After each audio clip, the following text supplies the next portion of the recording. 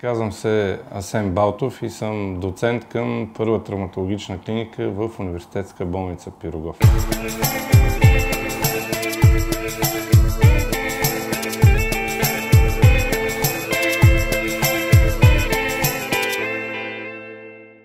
Това е скенер с 2D реконструкция. Това е латералния кондил. Това е медиалния с задно-медиалната част, която е ротирана, и предно-медиалната част на кондила. Тук се вижда инкарцериран един фрагмент от латералния тибиален кондил. Ние започваме с първо репозиция на задно-медиалния кондил, след което ще направим остеосинтеза временна с киршноиги на предно-медиалния фрагмент на медиалния кондил и след което ще минем на поставяне на плака предно-латерално на латералната част на кондила.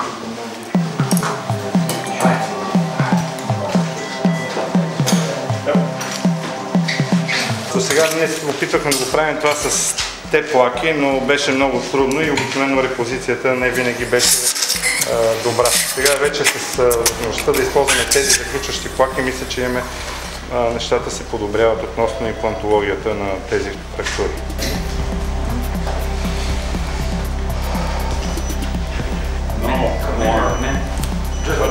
Okay. Very nice. Yeah. Stop.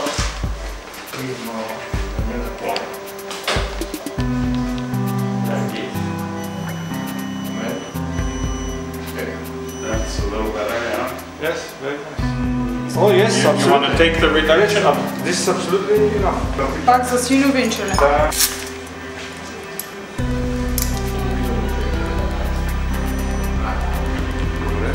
Long enough. Not longer. No. Okay. Okay. Давай, още един да сложим. Remove the clamp. I think so. I think so. You too?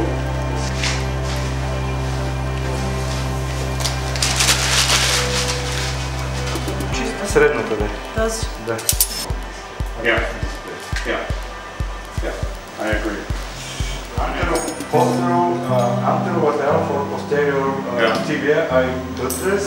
Yeah. And in the bigger face, the foot in the posterior. Yeah. I show it. I think so. Имаме хубаво, за да може да слагаме винтовете. That looks good. Центриран. Малко по... така латерално. И нагоре. Има назад малко. Добре, излез. 7. Yeah. Okay? Okay.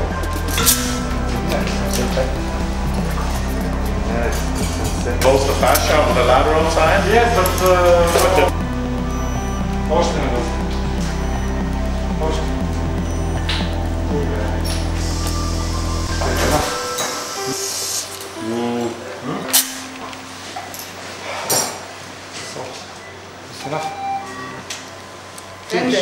Centrieren. Okay, Yes. good. Готови сте. И накрая хубави снимки на цялото. Сега ще ви покажа след оперативните снимки, които са направени на следващия ден след операцията. Тъй като счупването е изключително сложно, рутинно започнаха да правим освен рентгеновите снимки и след оперативен скенер с 3D реконструкция, на който добре се вижда доколко добре е извършена репозицията и остава ли остатъчен прак и разцепване между фрагментите.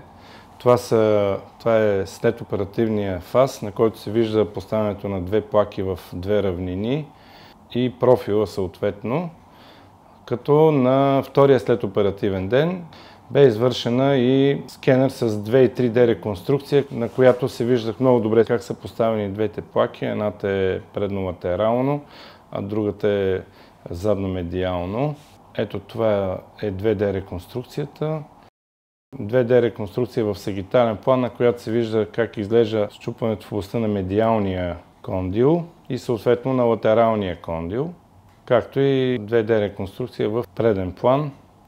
Вижда се една много добре постигната репозиция, а сега ще ви покажа и 3D реконструкцията, на която вече се вижда и точно как изглеждат фрагментите. Това е поглед отпред, коляно капаче и двете плаки, предно-латерална и задно-медиална. Това е странично-латерално.